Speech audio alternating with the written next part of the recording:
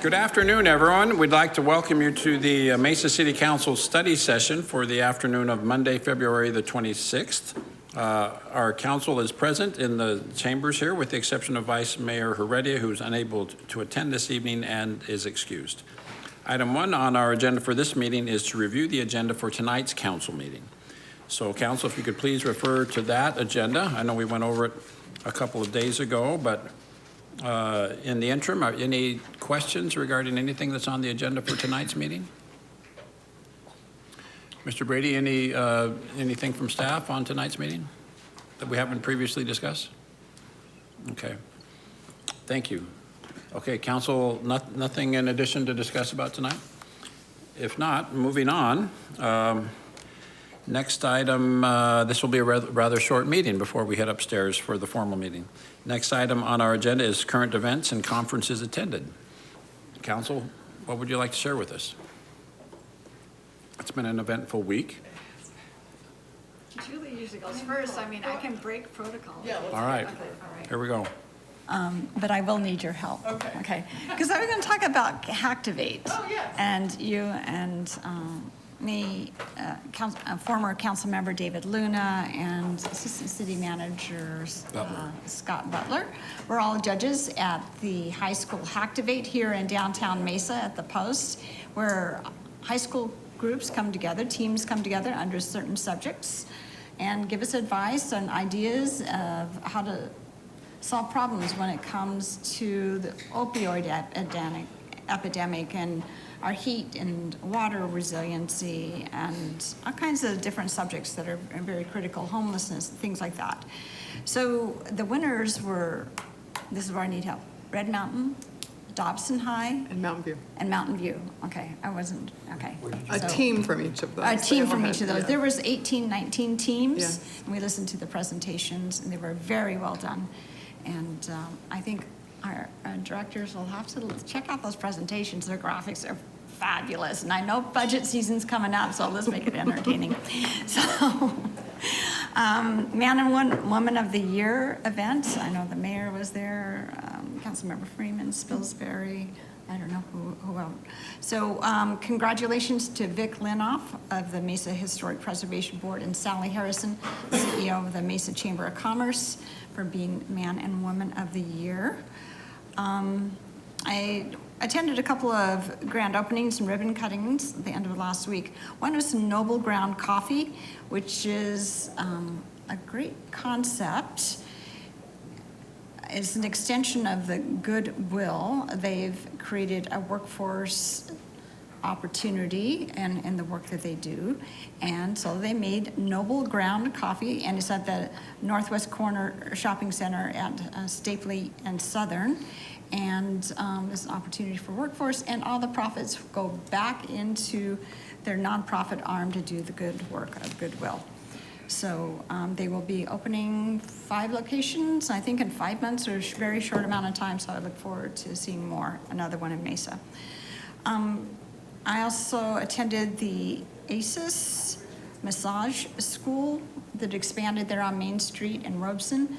They have a secondary location so they can accept more students at the old Wells Fargo building at First Avenue Country Club near there. So congratulations to them on their expansion. I went on a tour of the Mesa Grande Cultural Park, the ruins, I guess we'll call them, of ancestral, I don't know. So they're probably Hohokam type roads. Yeah, Hohokam is, anyway, yeah, and Councilmember Freeman was there.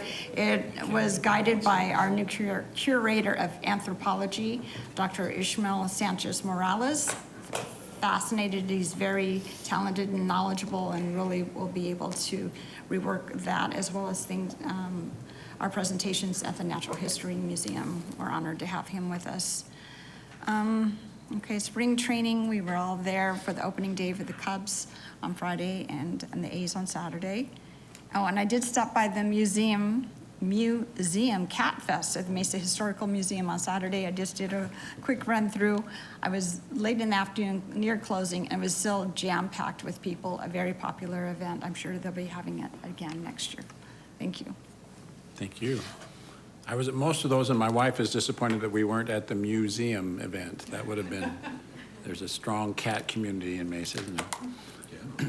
Ms. Pillsbury, are you ready? Yeah, I'll just, to echo how awesome I think the Hacktivate program is, I cannot tell you enough how much I think how important it is to listen to our teenagers and young adults when we're talking about these big issues. And so that was really a great thing to be involved in, and I'm just so impressed with these teenagers.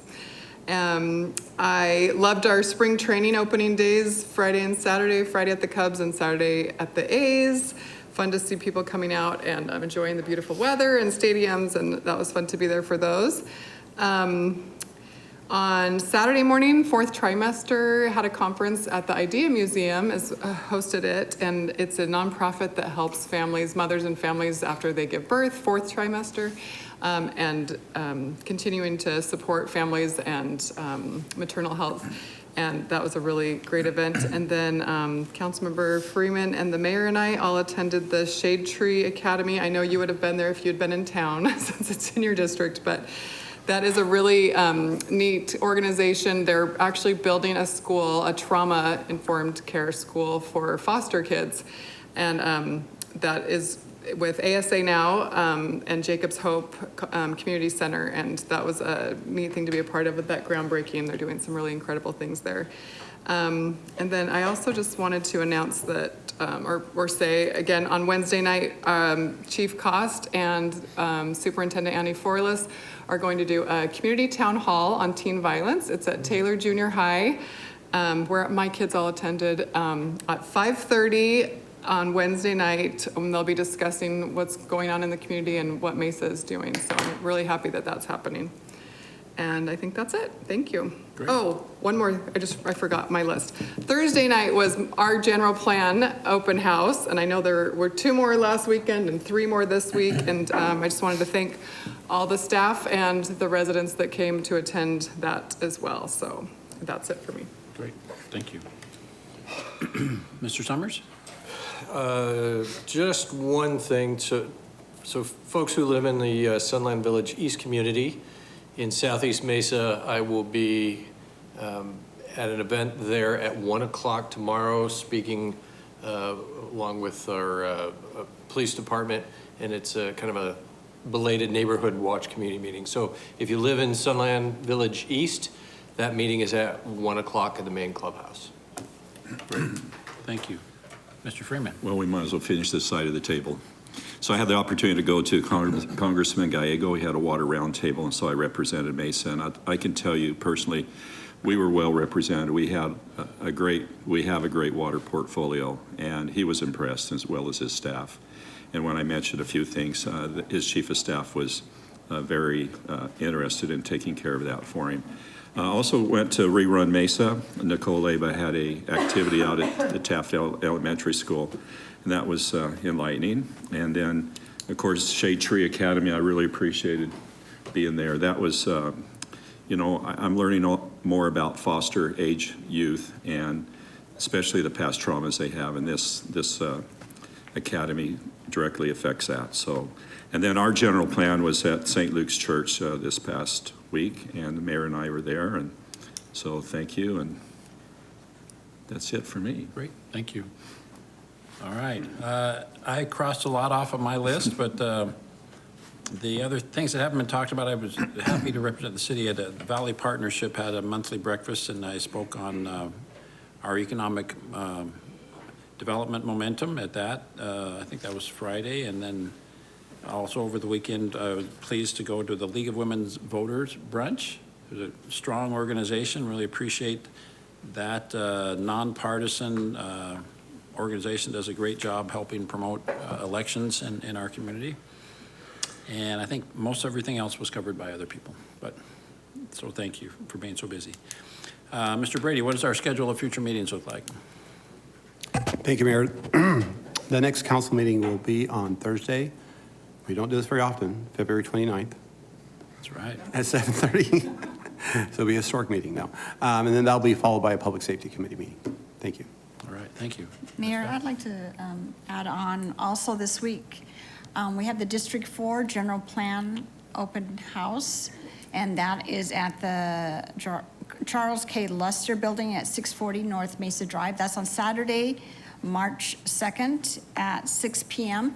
So if you live in District 4, or even if you don't live in District 4 and would like to have, your feedback, your input on the general plan, please attend. I'll be there and look forward to seeing you, and there'll be a presentation, and your input is very valuable to shaping our general plan. Thank you. Thank you. I appreciated as Mr. Freeman mentioned, there was one last week that we attended, and the slides, the posters that are there, I thought did a great job of really kind of, in a quick and easy to understand way, condense, this year-plus long process and thousands of people's input into some very digestible, understandable synopsis of what this all means. So I just wish there were more people there. So, yeah, we need to get the word out and encourage more people to come to these meetings and give us their input. All right, that concludes everything that's on our agenda for this meeting. If there's nothing else, is there a motion to adjourn this meeting? Thank you, Mr. Summers. All in favor, please say aye. Aye. We will reconvene at 5:45 upstairs.